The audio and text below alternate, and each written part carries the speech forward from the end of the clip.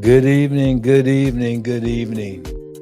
Well, if you are in another time zone, I think you've had to turn your clocks back or forward, back.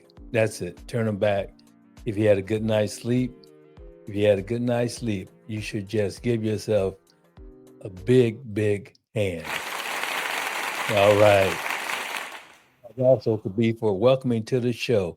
I'm Dr. Barry and Staples, and once again, we are here today with Race and Cultures, Bridging the Divides. Race and Cultures, Bridging the Divides. And just glad to have you here for this episode. My goodness.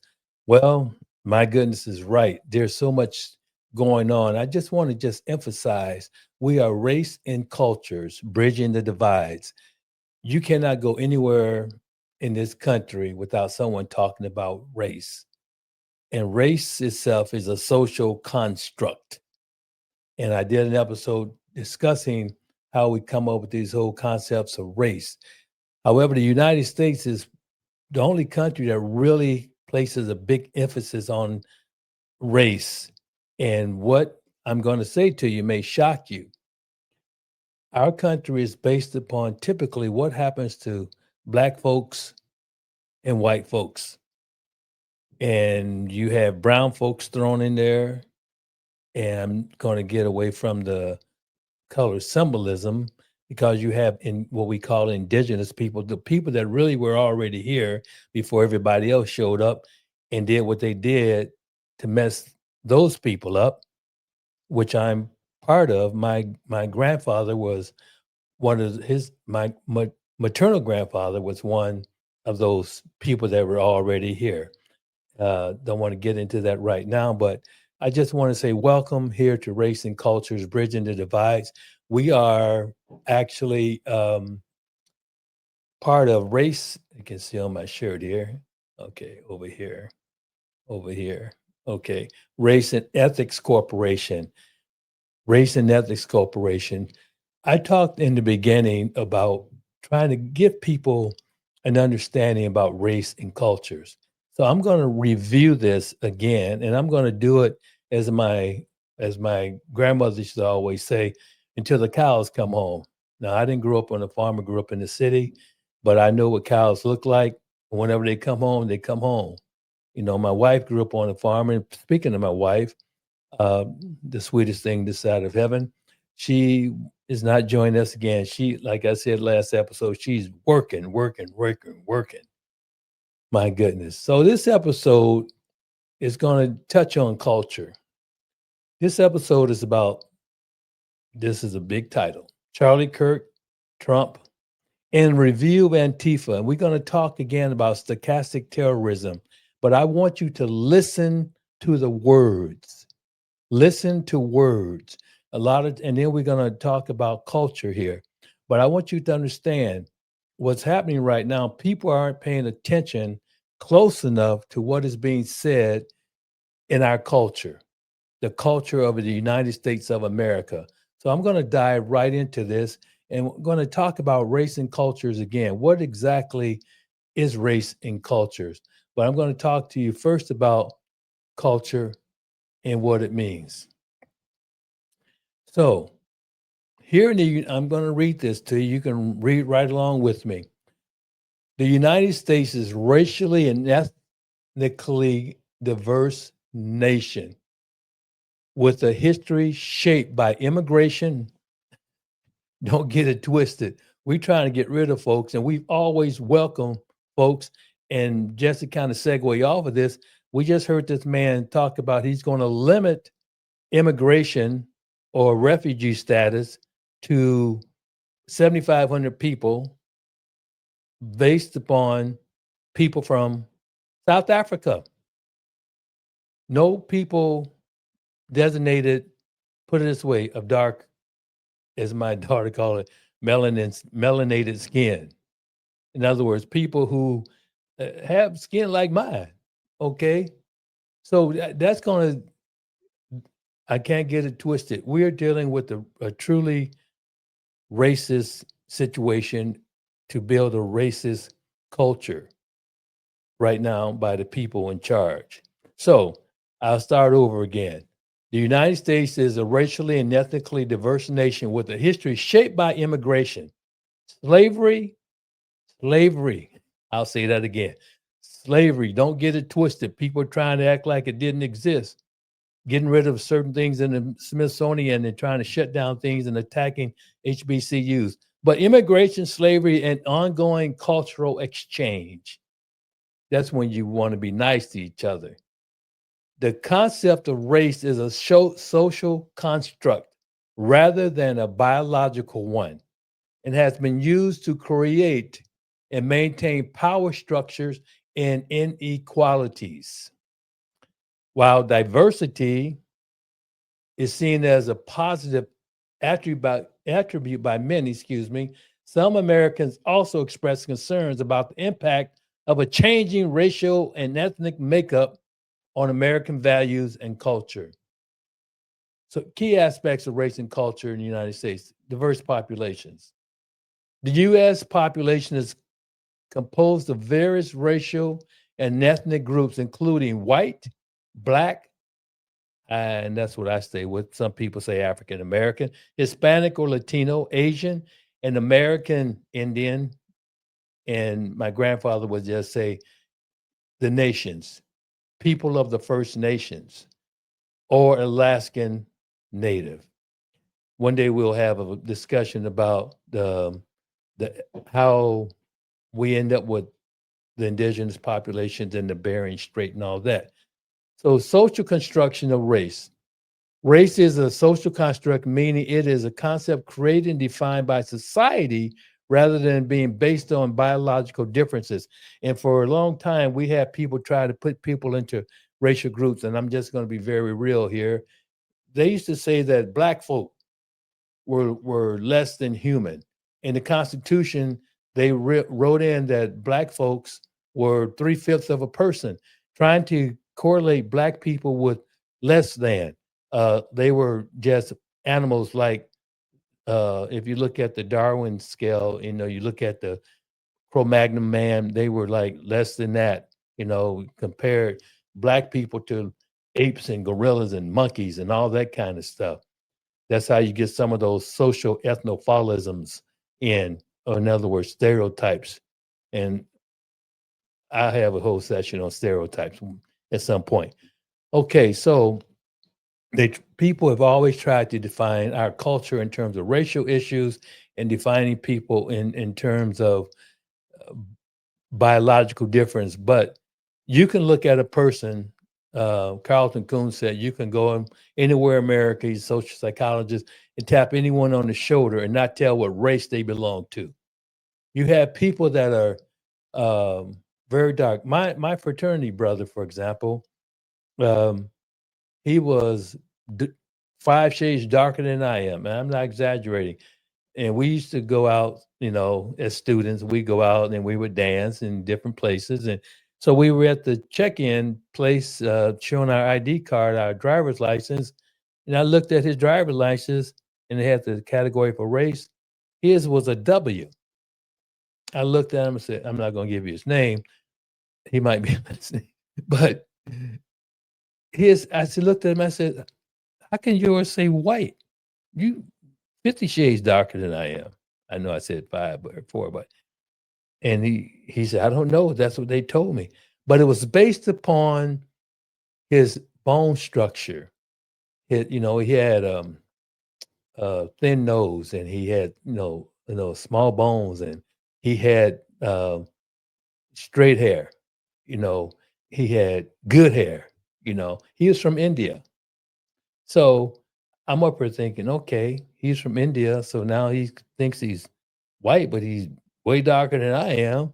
And so it was really kind of confusing to me. So the next quarter, we were on quarter systems. Guess what I took? I took a class called Biology or Race. Biology was my minor in undergrad school, and I learned a whole lot about all the different issues of genetic drift and all those things. And I took that class and I understood a lot more. And that's why I've always stayed in this field and also being part of the civil rights era. So here we have race is a social construct, meaning it is a concept created and defined by society rather than being based on biological differences. Immigration and cultural exchange. Immigration has been a major factor in shaping the cultural landscape of the United States, leading to a diverse mix of traditions, customs, and languages. Keep that really in the forefront of your mind. Immigration has been a major factor in helping shape this culture of the United States. And what we've been hoping to do is have that diverse mixture of traditions, customs, sharing things together, in other words, understanding one another's languages. I live in a state where Spanish is predominantly spoken. Of course, there are some other people that speak Creole, some speak, just, French, some speak language like that. I have some French background, and I get very upset a lot of times when I think about our United States, how deficient we are in our language development. If you go to other European countries, not only do they speak, if they're in Italy, they speak Italian, but they also probably speak English. So we are behind in that aspect. So culture. What exactly is culture? So we have immigration that created cultural exchanges. So what is our cultural identity? So many Americans, particularly those from marginalized groups, see their race or ethnicity as central part of their identity. That's why in a lot of places, you've had what we call ghettos. Now, some people speak of the term ghetto as being somewhere where you poor. I say poor. You can be poor or po. Chicago, we call them, might be the ghetto. Some people use ghetto and they use, you come from the hood, those kind of things. But we also know that other people that felt marginalized, we had ghettos that were a lot of Irish people settled in. We have, like in Bensonhurst, we had a lot of, in New York area, we had that area, a lot of Italians.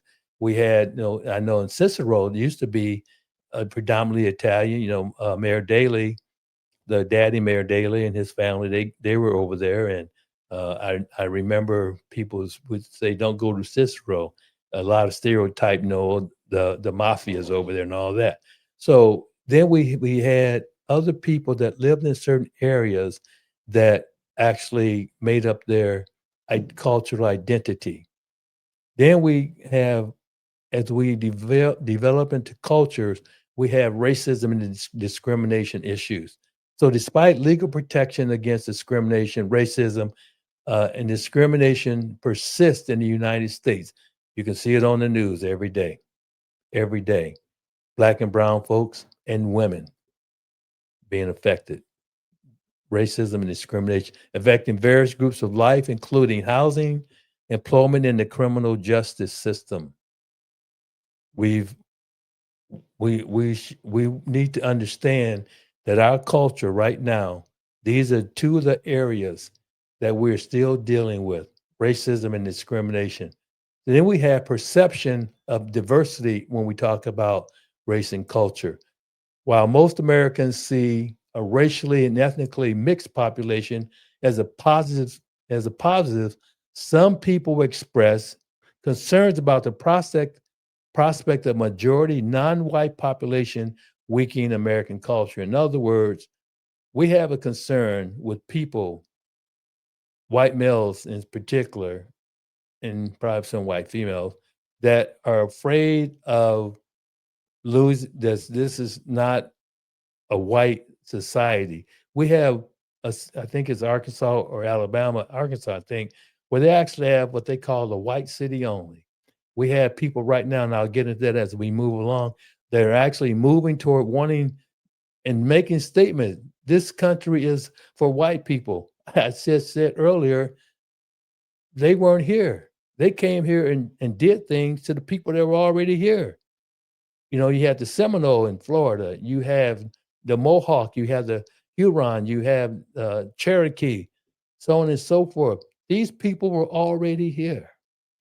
So that's why I like the idea of trying to have cultural exchange.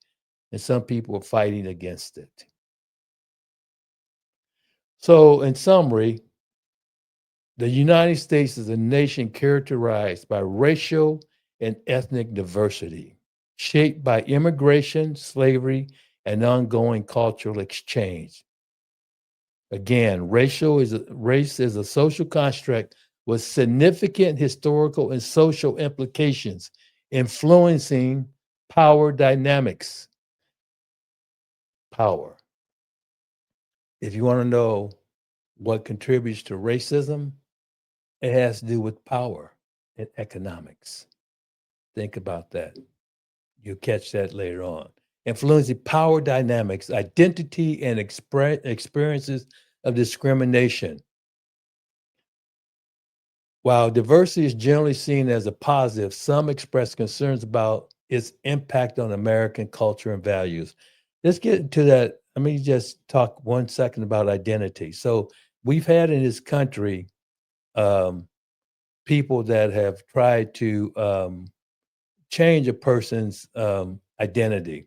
So, we've had people that, for example, when they started these reservations, they they tried to get people um, to not speak their language, not learn English only, or they would no, they would the Navajo is one I'm thinking about. They would take them and scrub their mouth off as they spoke in their native tongue. And the Navajo, incidentally, were the ones that helped us in the war. You heard about the talkers. They were the ones that had the Navajo language that helped our soldiers. So then we have issues that go on and on about race and culture. So identity, even black folk, we had a time in our society where people would say white is right, black get back, brown get around, white is right. Those kind of phrases, yellow ain't mellow, red you be dead. Those are the kind of terms and statements people would make about different people. And that's the whole point. Everybody's a human being. Everybody's a human being. Rodney King once said, "Why can't we just get along? Can't we just get along?" There's been issues all over the world where people have done things trying to put people in their place. People have resisted trying to be harmed. And I'm just going to just share with you. This next thing I'm going to talk about. So we've had these issues of cultures. We have racism. We have different people being attacked, so on and so forth. So there's people that have resisted. We have people, and I'm going to go all the way back to Nazi Germany. And I talked about this before, but I'm going to share it again. So in Nazi Germany, there was a ruling uh, class there. Okay, so I'm going to just say this very plainly. We have all of a sudden we have the president of the United States, and all these people are trying to create something out of an ideology. It's Antifa. Antifa. I'm sharing with you misinformed Antifa meaning in the United States for staging political fanfare. So I'm going to give you an idea about Antifa. An early iteration of Antifa movement in Germany known as Antifa-Stochastic. In other words, Antifa was against the rise of Nazi Germany. Antifa was an ideology, a movement toward Nazi Germany. However, this opposition was complex and was hampered by intense infighting on the German left, ultimately failing to prevent the Nazi takeover. So let me share with you. The communists led Antifa-Stochastic action. The formation of this Antifa-Stochastic action was a militant group founded by the Communist Party of Germany in 1932 to fight the Nazis and other right-wing parliamentaries like the SA and stormtroopers. The ideology, the group was aligned with the Soviet Union and viewed Nazism as the final stage of capitalism, consistent with the Comintern policy of the time. The KPD, the Communist Party, also labeled it more moderate political rivals such as the Social Democrats as social fascists. So, to be Antifa is an ideology where you are fighting against racism, prejudice, fascism. That's what Antifa is. They don't have a president, they don't have an office, they don't have any of those kinds of things. But what's being fed to you, as I said earlier in my title, listen to the words. Listen to the words that you hear every day. Antifa does not have a president. Antifa is an ideology to fight and resist against a fascist or racist takeover of things.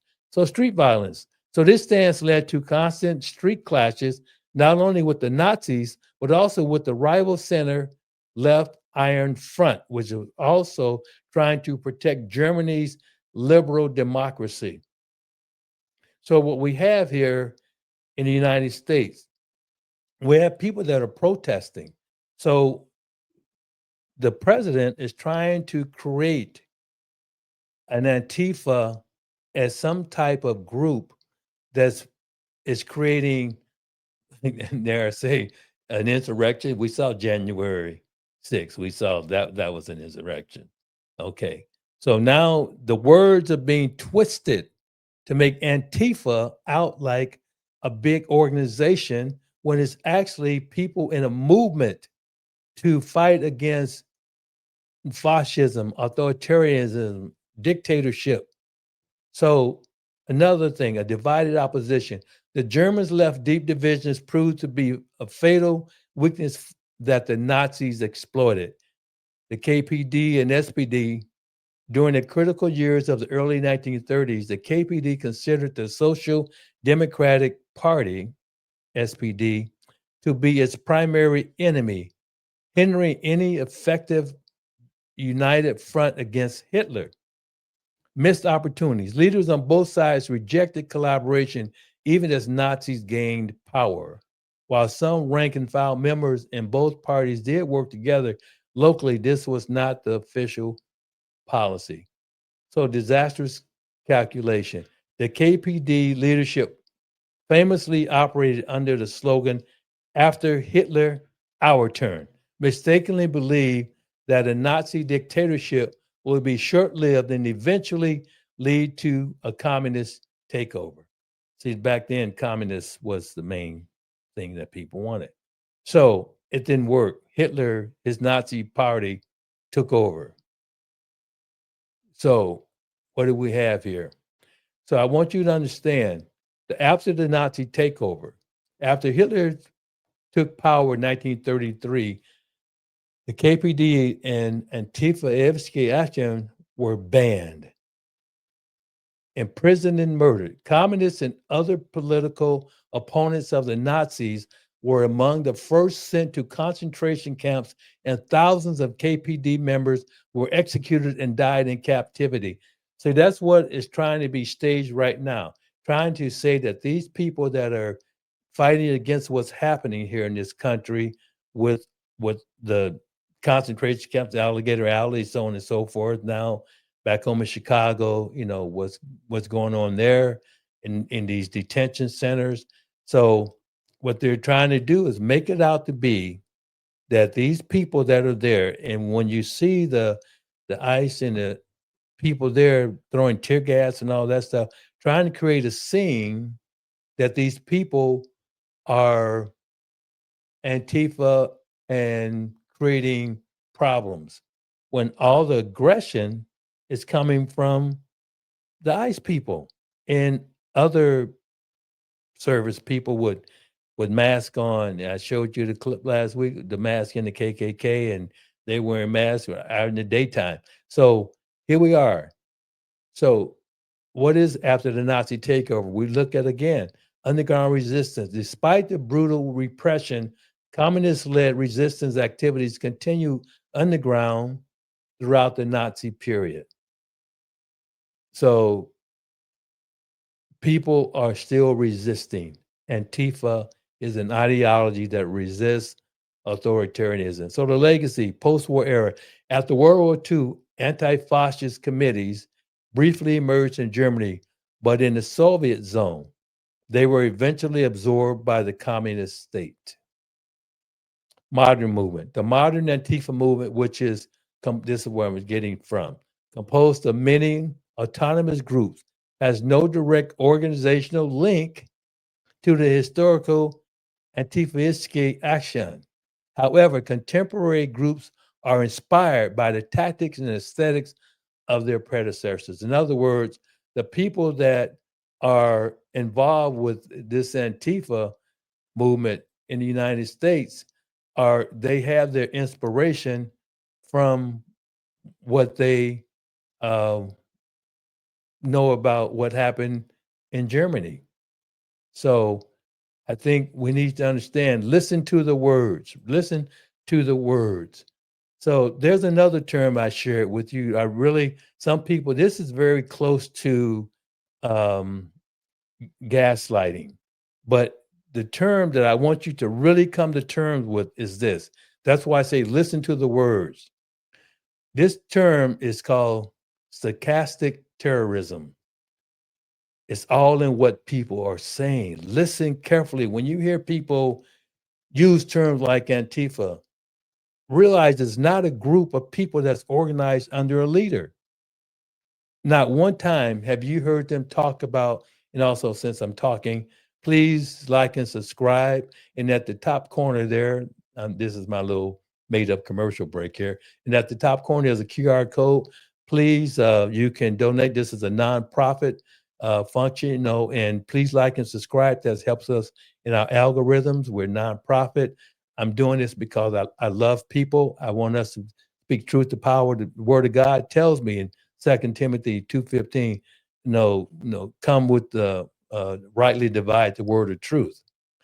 I left out some other parts up front, but we are to rightly divide the word of truth. That's what we need to tell the truth to one another. But um, excuse me, oh boy, I need to be woke. Remember, I'm woke. Hmm. Exactly what is woke? This is my little break here. What does being woke mean? Well, it's a good question. So we're going to talk about being woke here for a second. So being woke, a badge of honor, knowledge, and wisdom. Number one, that is.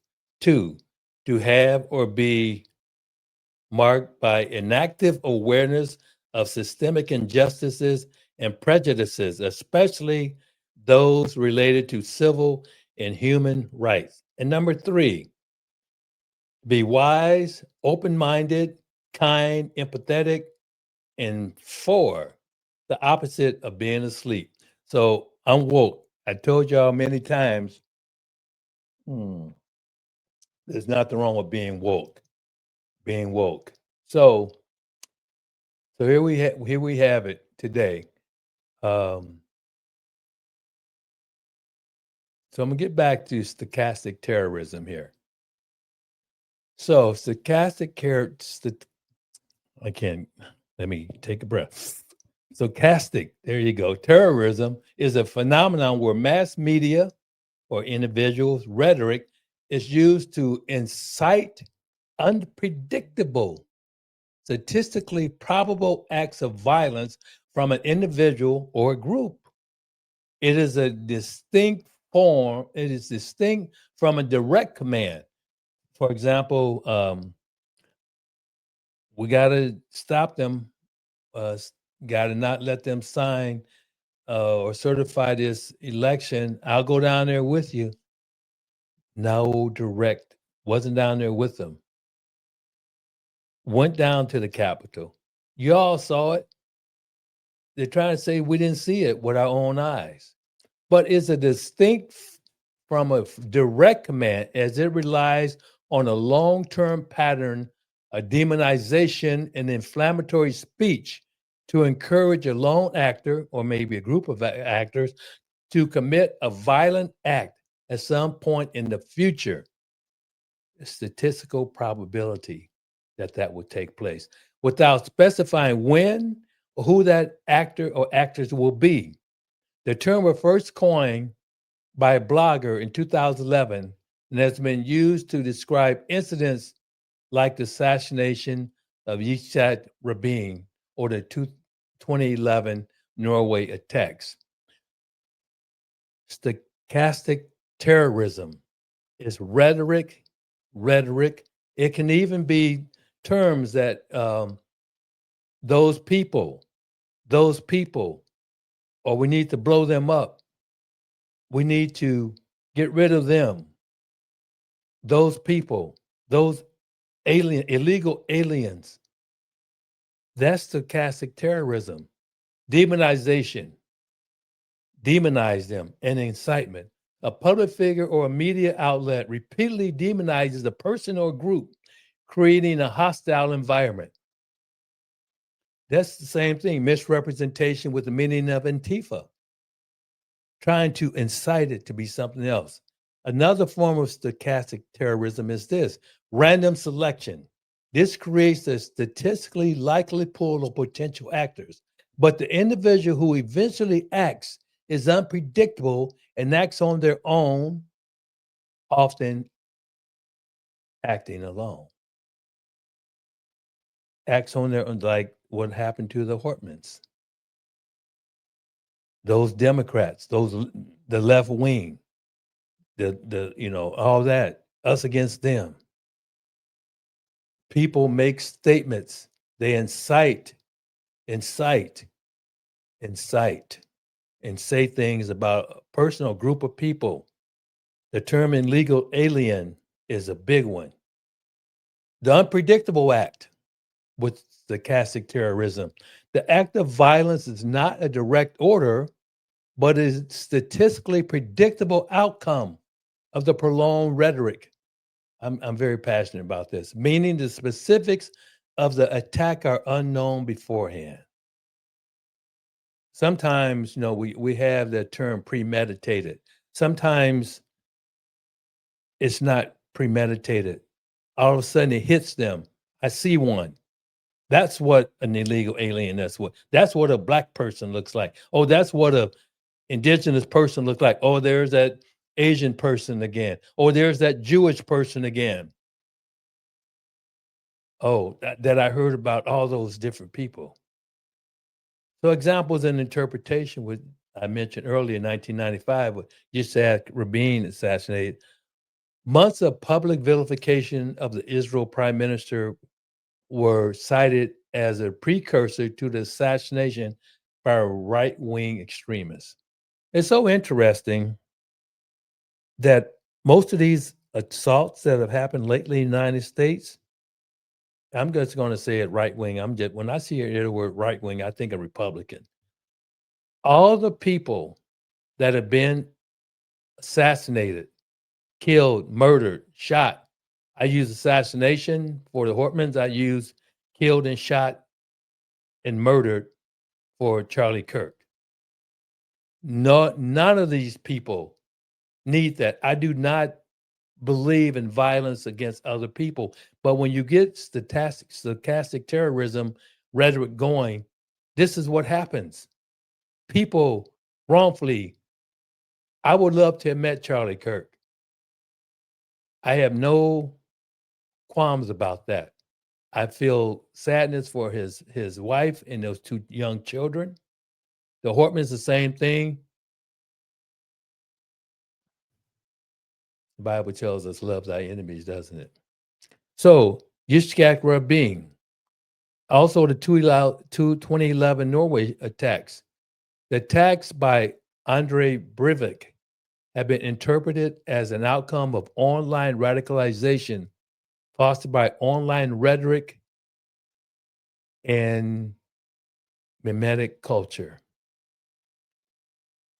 That's what we are looking at here.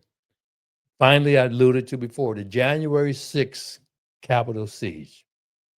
The event has been cited in analysis of stochastic terrorism, where inflammatory rhetoric is seen as a factor in inciting mob violence. They were not just visiting the Capitol. You saw people getting attacked with flagpoles. You saw the Capitol Police, people getting injured, people dying. That is not a friendly visit, folks. It was incited. It was incited, and we know where it came from. Stochastic terrorism is happening with us every single day.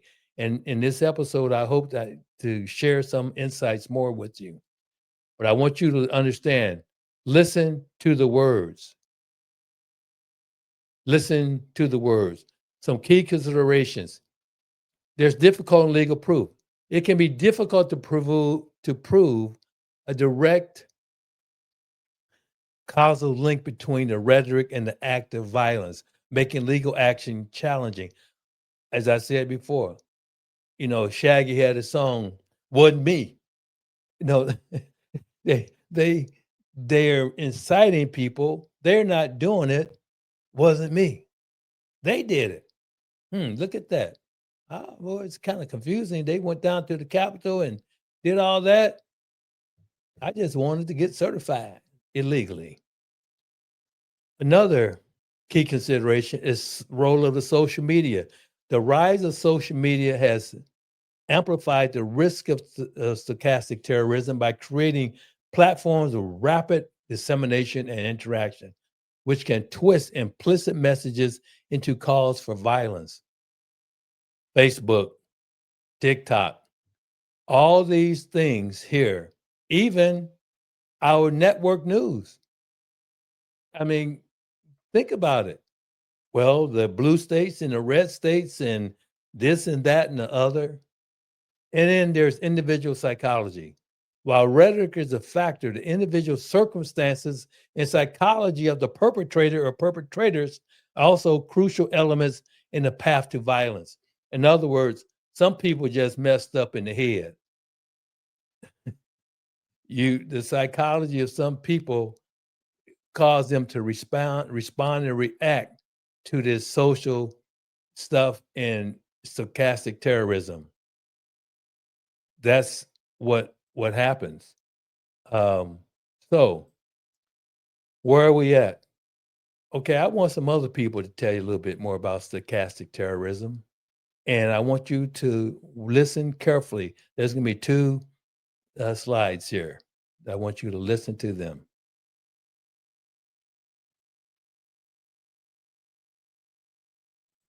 And today I learned a term I wanted to share with you. Stochastic terrorism. It means to publicly demonize a person or group in a way likely to inspire violence, even if you can't exactly predict when or by whom. Think of it as violence by proxy. A politician, an influencer, a media figure with a platform paints a target, and somewhere out there, someone acts on it. And then the person who spoke the words can say, "Well, I didn't tell anyone to do that." Listen to her. But statistically, when you incite enough fear and anger, violence is predictable. And that is stochastic terrorism. And once you know the term, you'll start seeing it everywhere. You understand what she's saying. Now, let's think about, I want you to listen to this other, she gives some more detail of stochastic terrorism, this next slide. So I want you to pay close attention, and there's a person doing some visual stuff in the back on the side of her. The word you're looking for is stochastic terrorism. Stochastic terrorism is when public figures use mass communication to incite violence against specific groups while maintaining plausible deniability. You demonize and dehumanize a group of people. You paint them as an existential threat. You use inflammatory, violent language. Then when someone acts on that rhetoric with actual violence, you get to step back and say, "I never told anyone to do that." Never said It's terrorism by statistical probability.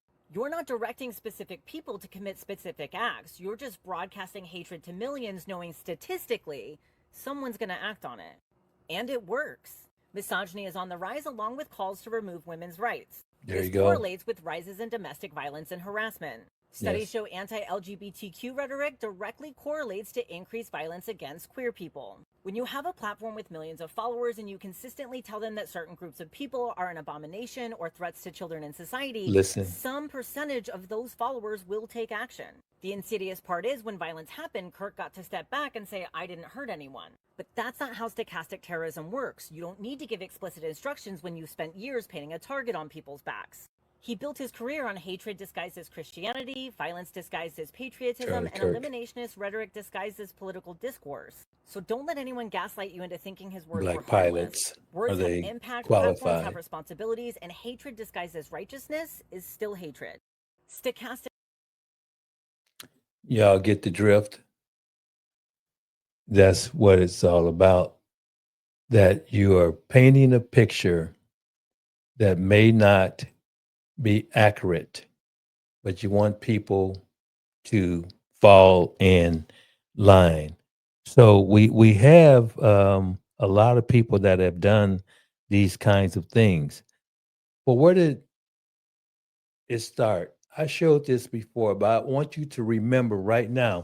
You're seeing him more and more in the news, and that is Stephen Miller, who is the chief of staff for the president of the United States.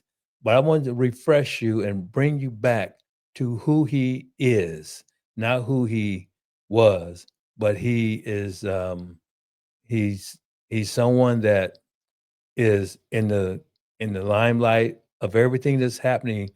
He's the architect behind the the the big deportation, anti-immigration.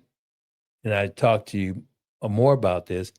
Now think about what I've said in earlier times.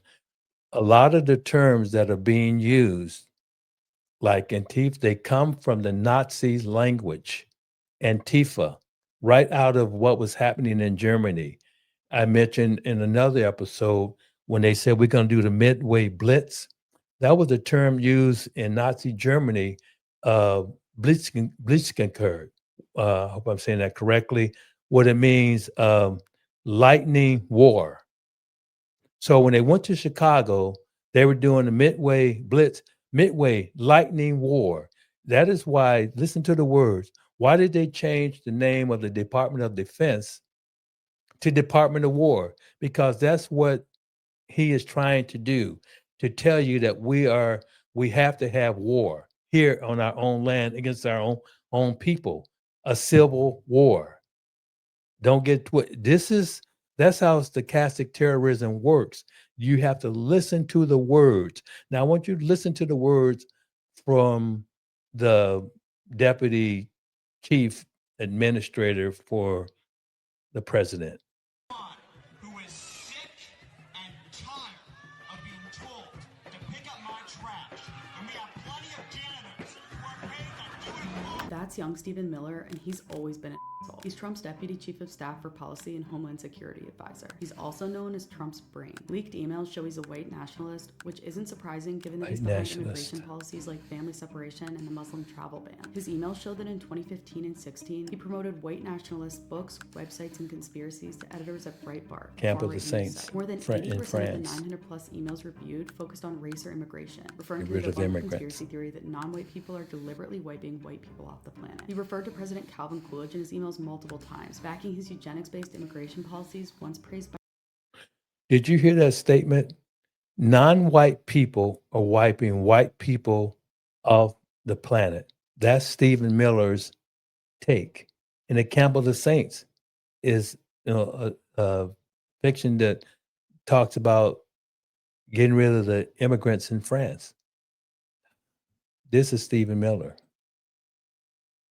Hitler. He was upset when some retailers stopped selling Confederate flags and symbols after the Charleston church shooting by white supremacist Dylan Roof, and encouraged Breitbart to create a counter-narrative. He often recommended articles from white nationalist websites like American Renaissance and Be There to highlight interracial crime. He pushed for coverage of The Camp of the Saints, a French novel loved by white nationalists for its racist depiction of non-white immigrants. He loves pushing false racist narratives so much that in 2017, as Trump's senior advisor, he reportedly blocked the release of a government study showing that refugees had a positive fiscal impact. But that's not all. He's friends with Richard Spencer, the most notorious white nationalist in the U.S. Spencer was a central figure to the Unite the Right rally in Charlottesville in 2017. This guy went to high school with Miller and had a lot to say. Stephen Miller was never bullied in high school. Stephen Miller was the bully.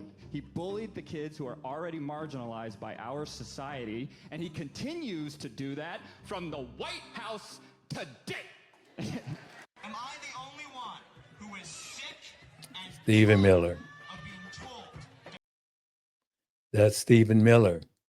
That's what we're dealing with, folks. And I just like to say that we have a long way to go to try to process what is happening. This stochastic terrorism is a real function right now in our society. People are using it. Stephen Miller is big at it. So another thing that I want you to pay close attention to, we have the destruction of the East Wing. Why is it that this president wants to have a $200 million, whatever, big ballroom? Because he's been influenced by these dictators that have palaces of gold and everything else. He wants to be an image like them, all the way down to he wants to have his own ark. Now, I want you to pay close attention to something here. I'm going to show you this here information about what he's trying to do. So this is the German Arc of the Triumph. Okay. Now I'm going to read this to you because it correlates something he twists when you see this next thing about the Arc de Triomphe in Paris. So the German Arc now, the Triumph, was proposed but never built. Never built. Think about it. Monument in Hitler's planned Germania in Berlin and commemorate Germany's victory in World War II. It was intended to be a massive, think about this word, massive monument arc over twice, listen to that word, twice the size of the Arc de Triomphe in Paris, and was planned to bear the names of Germany's 1.8 million soldiers who died in World War I. A separate project, I hope I can say the Turbolascobaca, no, I speak French, not German, was built to test the ground's load-bearing capacity for the Ark, but was later found to have sunk significantly, revealing the soil was not strong enough for the massive structure. He wanted it very large. Details of the Ark on all that stuff. I won't go into that, but I want you to listen to those words. Big, better, large, so large it's sunk. I told you about the East Wing of, to symbolize the palaces and that type of thing. Now, you don't get it twisted. Now, you know that he wants an ark. So this is what he did. So this would be Listen. small, medium, and large. Medium and large. And whichever one to look good. I happen to think the large looks quite fun. Large, just like Why are you shocked? in Germany. Listen to this. Just do something for the city. He wanted a large ark. There's a rendering of what it will look like. You have He to wanted, think now watch, that would be the largest just like the German ark. like in either of the three, Like, any of the three sizes. now watch what he says. The Liberty. So that's Lady Liberty. Okay. Did you ever hear of Lady Liberty? Okay. Now remember, So the size where did we get the Statue of Liberty, Lady Liberty? From Paris, right? And so here he's talking about Lady Liberty. He's talking about large one, just like in Germany, that wanted the ark to be very big. He's twisting, he's using those words. He's using those words that come from whichever one to look. Nazi Germany, I happen to think the large one. and then he twists in liberty so people will think that he's talking about the Statue of Liberty. You can't get this twisted, folks. You can't You just can't do it. So that's what stochastic terrorism is. So what happens is if if he um, if he gets this arc, already you already have embedded in your mind that it's going to have to be very large, a very large arc, and he's already told you about Lady Liberty, okay, the Statue of Liberty. This is what the words, listen to the words when people talk. But some people don't like reading things of history to understand things. So let's go back to the one guy that we talked about earlier. Now he's a grown-up man now. I didn't cuss. He's a grown man now. This is what he is saying now. I want you to listen to his words and put it in a historical or a cultural context, a race and cultural context of what he says.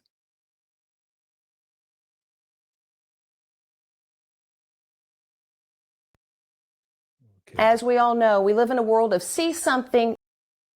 that's not it. Thank you, Pete, Gaddy, Pam, and of course, your governor, for not only being here today, but for the invitation to your state to bring the full resources of the federal government Listen to to these making words. Memphis safer than any of you could ever possibly imagine. To the This is Memphis Stephen Police Miller, Department, grown to the up. officers that I see sitting in front of me, we are about to provide you with a level of support you cannot even imagine. This isn't just a task force. This is a all of government unlimited support operation. ATF, DEA, FBI, ICE, Department of War, every resource we have. And they're not going to be sitting behind a desk at a keyboard. We are sending in real cops with guns and badges to go out with you on the street every single night making arrests. The These city are has people their who own have taken down law drug enforcement. cartels, kingpins, the worst criminal offenders in the United States, standing with you shoulder to shoulder to shoulder. Keep All we listening. ask from you is to show up at roll call every single night with your brothers and sisters in the federal government and to go out and get the criminals off the street. And if you do that, Criminals. I pledge to you, we will liberate this city from the criminal element that has plagued it for generations. This is not just a strategy shift. This is an attitude shift. We are not going to live in an environment anywhere where there is a street that belongs to a criminal, where there is a neighborhood that belongs to a gang, where there is any physical space anywhere that belongs to anyone other than the law-abiding citizens and families of Memphis. He The said idea gang. that there is a square inch of block in this city where a citizen doesn't feel safe is unacceptable. This is Memphis. This is the United States of America, and all that bullshit is done. It's over. It's finished. Let's pray for him.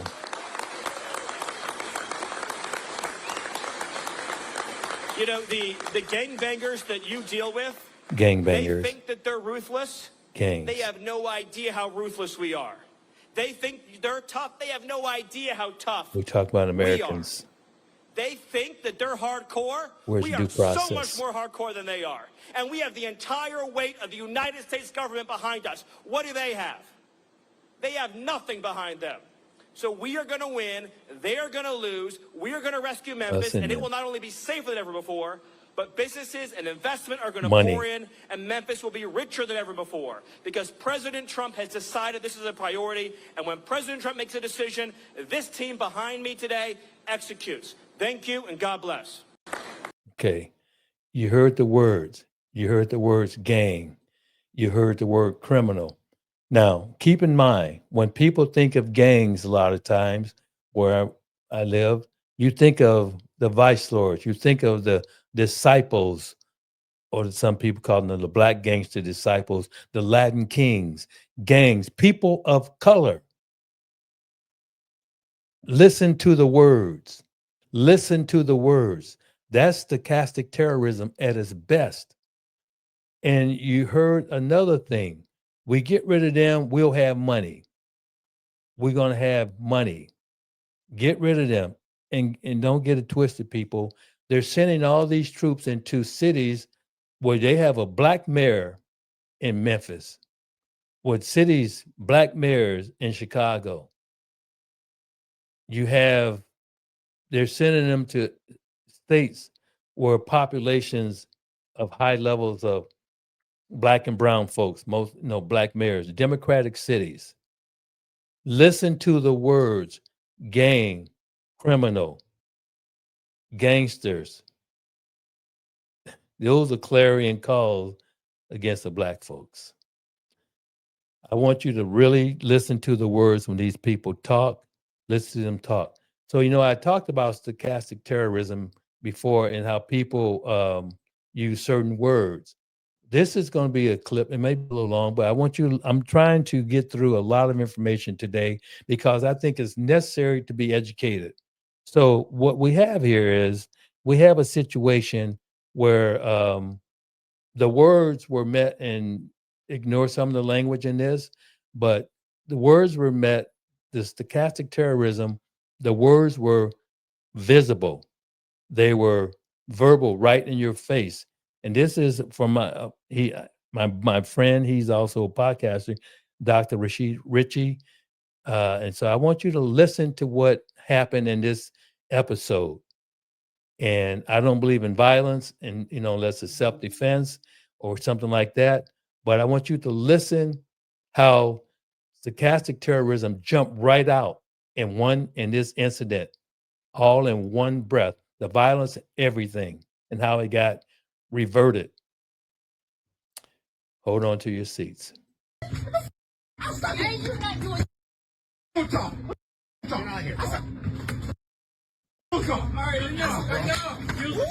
You didn't hear the word, but he called him the N-word.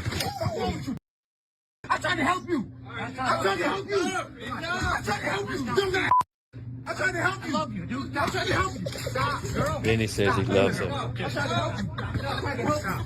I tried to help you. I tried to help you. Don't touch me. Don't touch me. Don't touch me. Don't touch me. Don't touch me. Don't touch me, bitch. Don't touch me. Don't touch me. I don't believe in the violence. Yo, let him go. Let him go. They tired. They tired. Oh, bitch. What's up? All right. Yo, chill.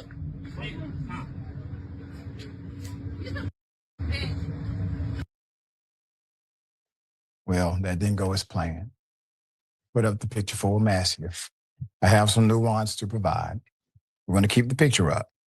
It may have been difficult to understand some of the verbiage that was utilized during this melee because of the censoring that's required. And I was able to see a more extended version of this video. And the black male was being repeatedly called the N-word initially by the female in the video. That's what happened at first. He did not have any aggression toward her during that time. It wasn't until the white male said the phrase, "I will kill you, N-word." Yeah.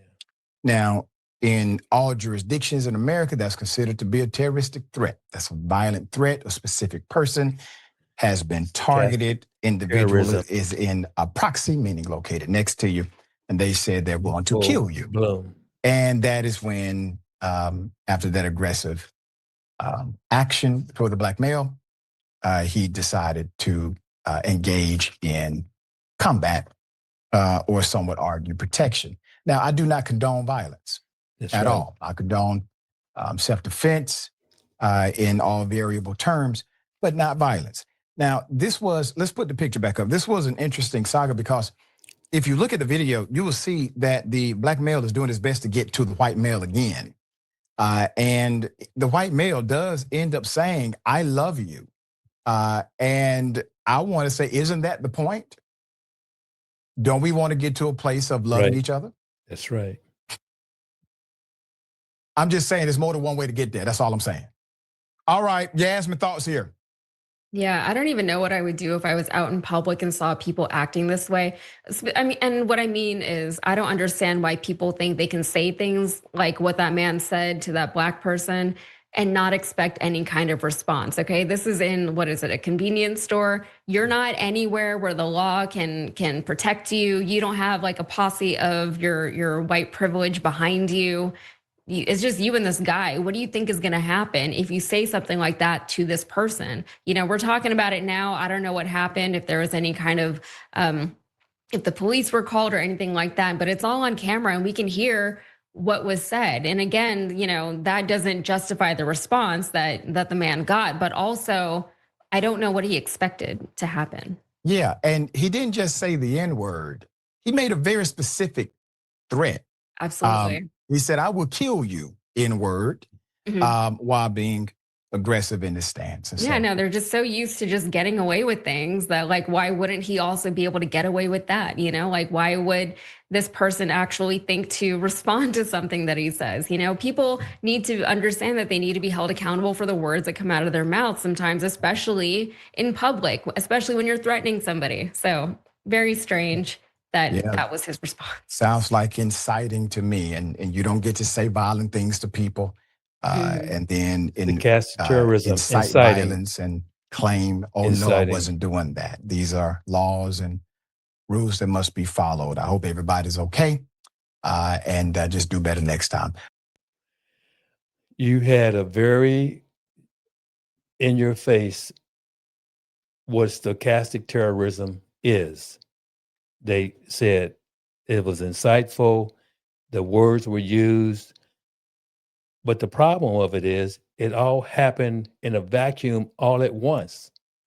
And so then we have that whole situation that took place with Rashid. And now we are at a place here where we've stepped up the whole process of stochastic terrorism. And I want you to listen to what this person has to say about this stochastic terrorism, what they believe should happen. This is very scary to me. Our sea drugs, as they call them, they use the term sea drugs. The drugs coming in by sea are like 5% of what they were attacks on Venezuelan ships. Less than 5%. So now they're coming in by land. Sea. And even the land is concerned because I told them that's going to be next. The land is going to be next. The land. And we may go to the Senate. We may go to the Congress and the land. Tell them about it. But I can't imagine that having anyone that looks like that. In fact, on while land, we're here, I think it's a good idea, Pete. You go to Congress, you tell them about it. What are they going to do? Say, gee, we don't want to stop drugs pouring in? I don't see any Lawson going. No reason not to. They'll always complain, oh, we should have gone. So we're going to definitely, I'd like to just tell you, let's go. We'll go. We're going to tell them what we're going to do, and I think they're going to probably like it, except for the radical left lunatics. And Mr. President, if you are declaring war against these cartels and Congress is likely to approve of that process, why not just ask for a declaration of war? Well, I don't think we're going to necessarily ask for a declaration of war. I think we're just going to kill people that are bringing drugs into our country. Kill people. Okay, we're going to kill them. They're going to be like dead. No due process, nothing. Yeah. I've heard enough. We will kill people. We will kill people. That is stochastic terrorism. That is, remember I said how the media, how people say things. These ships are being blown up in the water. There's not been one proof about these ships, the Venezuela in international waters of all places, where they are being searched that they really have drugs. It's no transparency. So this here, politicians are speaking about this. So let's hear what dealers, trying to import product into our country. But at the same time, I guess you might ask the question, where does it end? Are we the world's policemen, the international policemen? Are we going to be blowing people up off the coast all around the world trying to interdict? Really, I'm not sure we have the finances to be the world's policemen. We sure don't. In fact, our national debt, has a lot to do with the fact that we love to start wars and we love to fund conflicts abroad.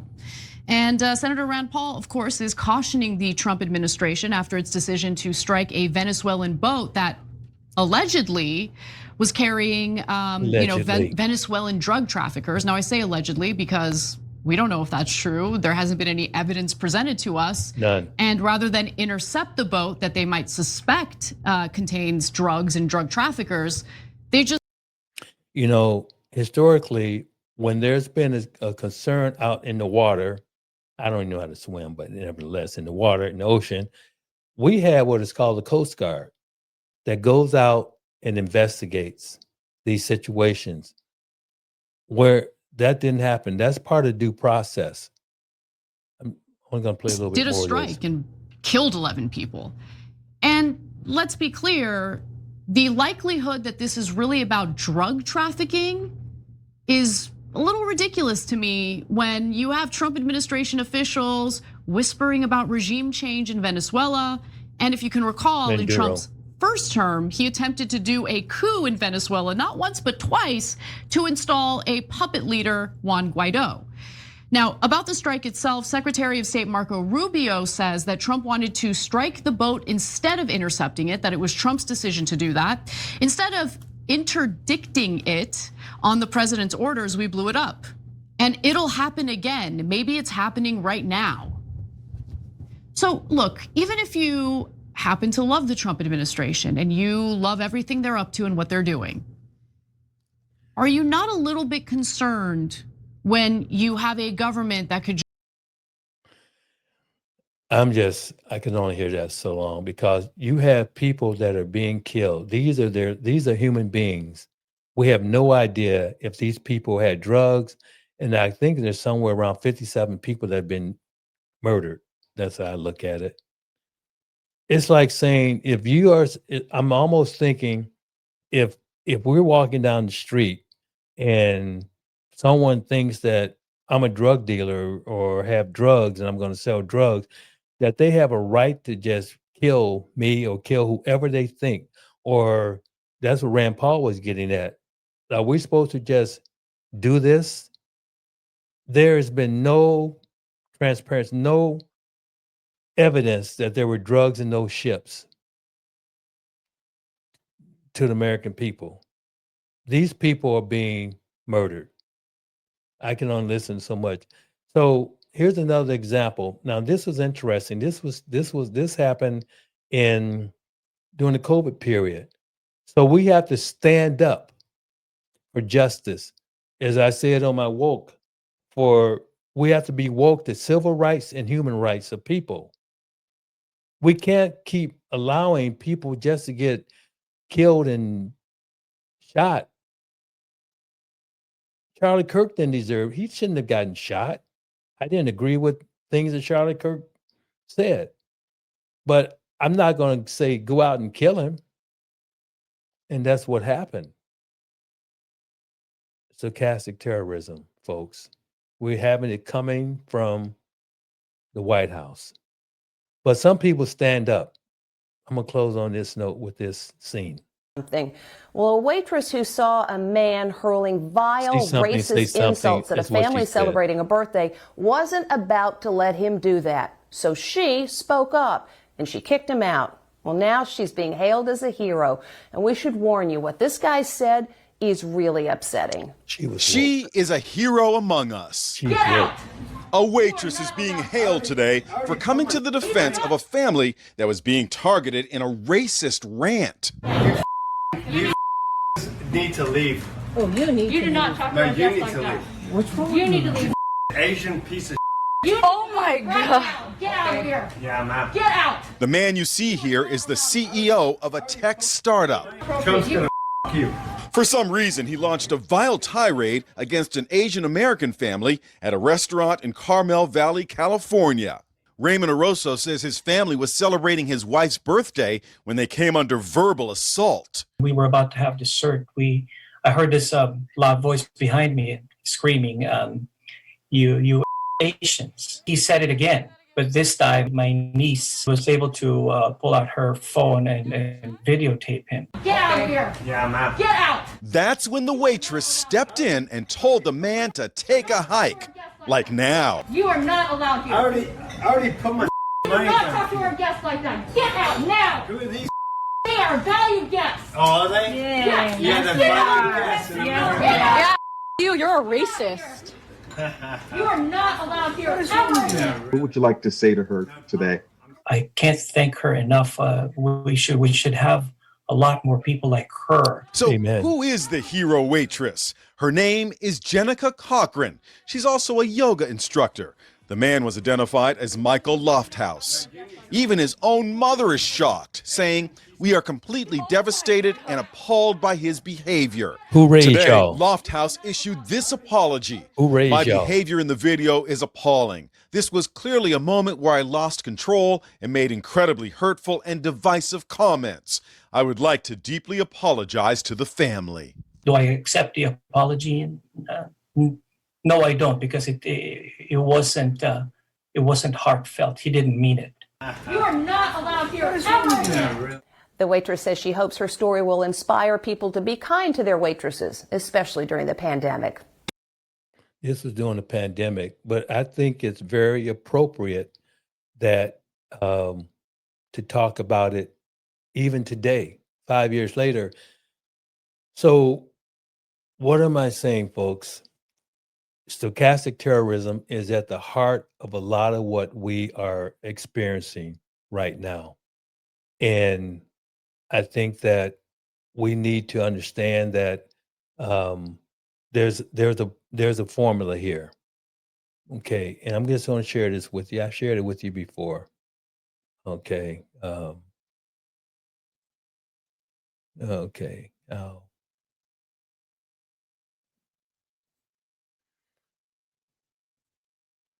So what am I saying?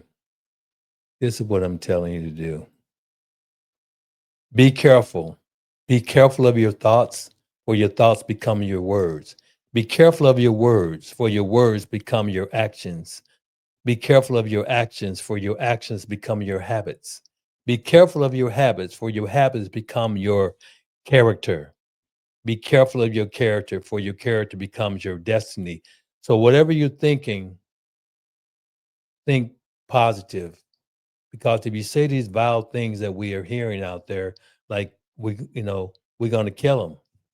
We're going to kill them. And then you take actions like that. Those are your words. Those are the actions. Killing Venezuelan people think they have drugs. Just kill them. No due process. Be careful of your actions. Now it's become habitual.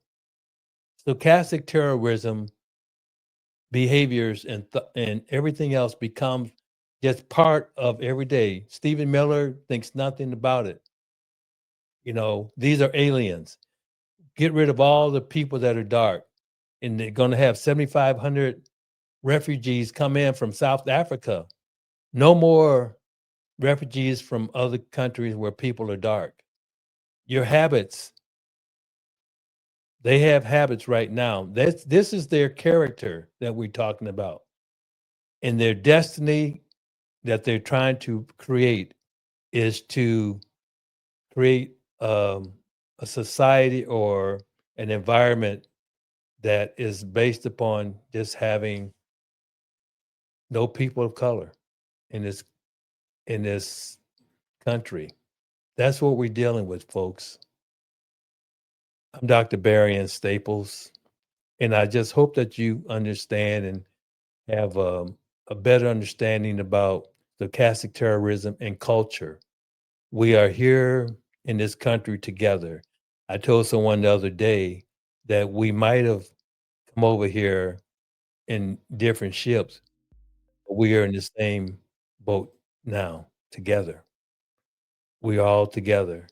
So we need to understand that we have to work together and play together. I'm glad that you joined me today. Yes, this is tough. Love thy brother, love thy sister, love thy neighbor as you love thyself. I'm Dr. Barry Staples, and you have been experiencing Race and Cultures Bridging the Divides. Please like and subscribe, and that helps our algorithms. In the top, there's a QR code. You can scan that with your smartphone, smarter than I am, and you can make a donation to our cause. Thank you for joining me today. May God be with all of you. God bless you and your families. And please have a rest of your weekend, what's left of it, to be a good one. God bless you. See you later.